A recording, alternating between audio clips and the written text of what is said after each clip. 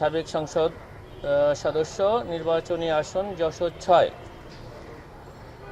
সংসদ সদস্য হিসাবে দায়িত্ব পালনকালে নিজের ক্ষমতার অপব্যবহারপূর্বক ঘুষ ও দুর্নীতির মাধ্যমে জ্ঞাত আয়ের উৎসের সাথে অসঙ্গতিপূর্ণ ৪২ কোটি ৪৬ লক্ষ টাকারও বেশি মূল্যের সম্পদের মালিকানা অসাধু উপায়ে অর্জনপূর্বক দখলে রাখায় এবং ২৯টি ব্যাংক হিসাবে জ্ঞাত আয়ের সাথে অসঙ্গতিপূর্ণ ৩৪১ কোটি ৬১ লক্ষ টাকারও বেশি অস্বাভাবিক লেনদেনের মাধ্যমে অপরাধলব্ধ অবৈধ অর্থ জ্ঞাতসারে হস্তান্তর, স্থানান্তর এবং রূপান্তর করার অপরাধ অনুসন্ধানকালে প্রমাণিত হয়েছে। এই কারণে তার বিরুদ্ধে দুর্নীতি দমন কমিশন আইন ২০০৪, মানি লন্ডারিং প্রতিরোধ আইন ২০১২ এবং দুর্নীতি প্রতিরোধ আইন ১৯৪৭-এর সংশ্লিষ্ট ধারায় একটি মামলা রুজুর সিদ্ধান্ত গৃহীত হয়েছে।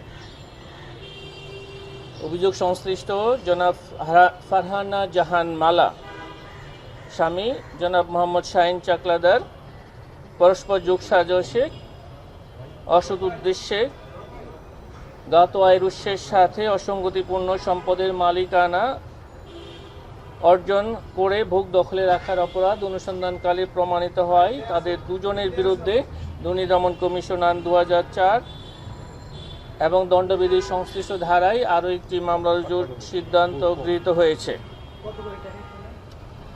জ্ঞাত আয়ের উৎসের সাথে সঙ্গতিবিহীন সম্পদের পরিমাণ হচ্ছে ১১ কোটি ২০ লক্ষ ৮৫ হাজার টাকারও বেশি। আজকে এটি ফাঁদ মামলা পরিচালনা করা হয়েছে আমাদের ঠাকুরগাঁও জেলা কার্যালয় থেকে। হরিপুর উপজেলা হিসাবরক্ষণ কর্মকর্তার কার্যালয়ের অডিটর এবং উপজেলা হিসাবরক্ষণ কর্মকর্তা দুজনকে আজকে ৫,০০০ টাকা ঘুষসহ হাতে নাতে গ্রেপ্তার করা হয়েছে।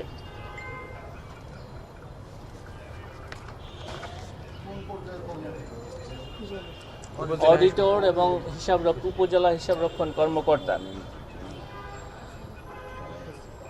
অভিযোগ সংশ্লিষ্ট জনাব Salman F Rahman, Beximco Pharma limited এবং অন্যান্যদের বিরুদ্ধে করোনা ভ্যাকসিন ক্রয়কে কেন্দ্র করে গড়ে ওঠা একটি অসাধু সিন্ডিকেট কর্তৃক ২২,০০০ কোটি টাকা রাষ্ট্রীয় অর্থ আত্মসাতের অভিযোগের বিষয়ে অনুসন্ধানের সিদ্ধান্ত গৃহীত হয়েছে। আপনাদের সকলকে অনেক ধন্যবাদ। একটা প্রশ্ন ছিল, সেটা হলো যে গতকালকে একটা ব্রিফ করেছেন এসকে সুরের বিরুদ্ধে আরেকটি মামলা, যদি বলবেন। এই বিষয়টি আমাকে একটু জেনে আপনাকে জানাতে হবে। একটু ক্লারিফিকেশন করেন, মানে কোন প্রক্রিয়া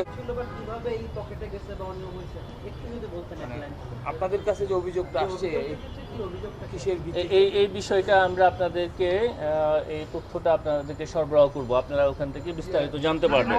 অনেক ধন্যবাদ। এটা একটা বড় ইস্যু। আমি একটা প্রশ্ন করেছিলাম, দুইজন কমিশনার, একজন ডিজি, গতকালকে আপনি জেনে যাবেন বলছেন, আপনি কি জানতে পেরেছেন? আমি এই বিষয়ে সংশ্লিষ্ট অনুবিভাগ থেকে এখনো তথ্য পাইনি, জেনে আপনাদেরকে জানাবো। যখনই জানবো তখনই আপনাদের সাথে সেই বিষয় শেয়ার করা হবে। অনেক ধন্যবাদ। রাজীব, একটি বিষয় হচ্ছে যে উনি ছিলেন প্রধানমন্ত্রীর উপদেষ্টা এবং এত বড় পদে থেকে আসলে কি রাষ্ট্রীয় সর্বোচ্চ পর্যায়ে থেকে কি দুর্নীতিটা হয়েছিল? এই বিষয়টা তো অনুসন্ধানাধীন, আমি এখনই অগ্রিম মন্তব্য করতে পারি না। আপনাদের কাছে অভিযোগটা কি আসছে? আমরা দেখেছি যে নরমালি মানে বিদেশে নিষেধাজ্ঞা দেয়, অনেক কাছে দেশের বাইরে তারা, এই ক্ষেত্রে যারা দেশের বাইরে তাদেরকে বিদেশে নিষেধাজ্ঞা দিয়ে আপনি কি সিস্টেমটা এরকম একদিন বলছে না, আমরা এই বিষয়ে আমার মনে হয় আপনি যদি আগে ব্রিফিংয়ে থেকে থাকেন সেখানে আমি বলেছিলাম, আমরা কিন্তু জানি না অফিসিয়ালি যে কারা দেশে আছে, কারা দেশের বাইরে গিয়েছেন, সেই বিষয়টা দালিলিকভাবে কিন্তু আমাদের কাছে সেই তথ্যটা নাই।